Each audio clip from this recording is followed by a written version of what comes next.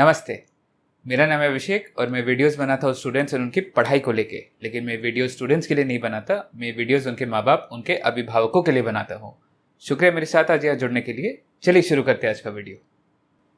मैंने अपने पिछले वीडियो में आपको बताया कि कैसे आप अपने बच्चों की मदद कर सकते हैं प्रैक्टिस एग्जाम्स देते समय, जिससे उनका कॉन्फिडेंस बढ़े और उनके रिजल्ट्स में सुधार आए। अगर आपने वो नहीं देखा तो मैं अनुरोध करूंगा कि थोड़ा समय निकाल के उसे ज़रूर देखिएगा। लिंक डिस्क्रिप्शन में है। इस वीडियो में चर्चा करेंगे कुछ ऐसी अनकही बातों के बारे में जो कोचिंग में नहीं बताया जाता। माँ बाप होने के नाते आपका फर्ज बनता है अपने बच्चों को डिसिप्लिन करना। अगर वो पढ़ाई से भटक जाते हैं तो उन्हें रास्ते में लाना। लेकिन जब बच्चे एग्जाम की तैयारी करते हैं तो वो पहले से ही काफ़ी स्ट्रेस में होते हैं। एग्जाम्स में अच्छे रिजल्ट लाने का प्रेशर होता है, अपने दोस्तों से पीछे रह जाने का डर होता है। अब ऐसे में अगर आपने उन पे ज़्यादा प्रेशर डाल दिया तो हो सकता है वो जितना अच्छा कर सकते थे उतना अच्छा ना परफॉर्म कर पाए। डिसिप्लिन और बेवजह प्रेशर के बीच में बहुत छोटा फर्क होता है, आपको ये समझना होगा। उसी में आपकी मदद करने के लिए आइए मैं आपको समझाता हूँ कि बच्चों का कैसा अनुभव रहता है। पढ़ते समय सबसे पहले आता है पोर्शन खत्म करने का प्रेशर। स्टूडेंट अगर डमी स्कूल में या ड्रॉपर नहीं है तो कंपटीशन की पढ़ाई के अलावा स्कूल के भी काम रहेंगे। अब इस सब के बाद कोचिंग जाओ, टीचर के सुनो, फिर घर आके उसे समझने की कोशिश करो। जब सवाल बनाने बैठेंगे तो ज़्यादातर सवाल नहीं बनते, सल्यूशन देख के उसे समझने की कोशिश करो। अब ये पूरा कार्यक्रम तीनों सब्जेक्ट में चलता रहेगा। ऐसे में क्लास के साथ साथ पोर्शन ख़त्म कर पाना बहुत मुश्किल होता है और यहीं से प्रेशर शुरू हो जाता है। इसके बाद आता है एग्ज़ाम खराब जाना। एक बात समझिए, ज़्यादातर बच्चों के ज़्यादातर समय एग्ज़ाम अच्छे नहीं जाने वाले। ऐसे कुछ ही बच्चे होते हैं जो शुरू से लेकर अंत तक टॉप करते हैं। बाकी जने मेहनत करके समय के साथ अपना मार्क्स बढ़ाते हैं ताकि फाइनल एग्ज़ाम में उनके अच्छे रिजल्ट आए। तो इस पूरी बात का निष्कर्ष क्या निकला?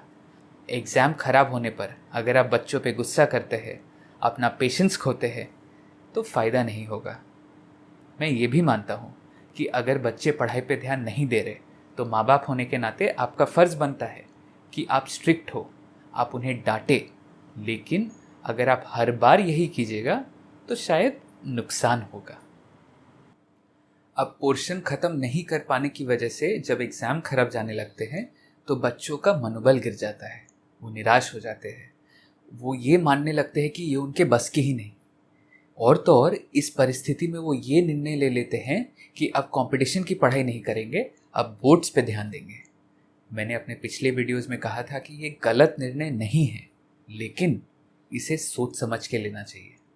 अगर आपको लगता है कि आपके बच्चे गलत निर्णय ले रहे हैं तो आपको उन्हें समझाना होगा कि अगर अंत तक मेहनत की तो कुछ ना कुछ तो होगा, लेकिन अगर बीच में ही हार मान लिया फिर तो पक्के से कुछ नहीं होना है। ये काम कोई टीचर या दोस्त नहीं कर सकता, याद रखिएगा। अगर एग्जाम का डर दिमाग में बैठ जाए तो बच्चे मानसिक रूप से हार मान जाते हैं। इसका सीधा नतीजा ये होगा कि बच्चे माँ बाप को सच बताना बंद कर देंगे, पढ़ाई को लेकर बातें छुपाने लगेंगे। अब अगर आप अपने बच्चों की पढ़ाई से अनजान हैं फिर तो आपको पता नहीं चलेगा, लेकिन अगर आप उनके साथ चलते हैं तो आपको फर्क दिखने लगेगा।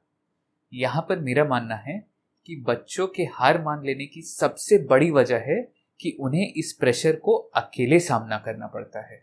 वो अकेले होते हैं क्योंकि आप माँ बाप उन्हें समझ नहीं पाते, उनसे बात नहीं कर पाते। मैंने जो आपको अभी स्टूडेंट की आपबीती बताई उसका क्या फ़ायदा?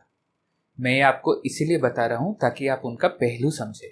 अगर आपके बच्चे आपसे इतना डरने लग जाए कि आपको सच भी ना बता पाए तो उसका क्या फ़ायदा? अब पढ़ाई छोड़ दी तो एग्ज़ाम ऐसे भी नहीं निकलना, आपके ऊपर से विश्वास टूट रहा है वो अलग। इसीलिए कहता हूँ कि अगर आप चाहते हैं कि आपके बच्चे ज़्यादा से ज़्यादा नंबर लाए तो आपको पेशेंस रखना होगा। कई लोग बोलते हैं कि कंपटीशन की इस तैयारी में बस स्टूडेंट को मेहनत करना है।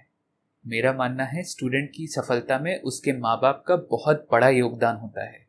उसी के लिए आपको भी मेहनत करना होगा। अभी जो मैंने आपको बताया आप उसे समझिए, आपको जो सही लगे, आपको जो अपने बच्चों के लिए सही लगे, बस उतना कीजिए और फर्क देखिए। अगले वीडियो में फिर से मुलाकात होगी, तब तक के लिए नमस्ते।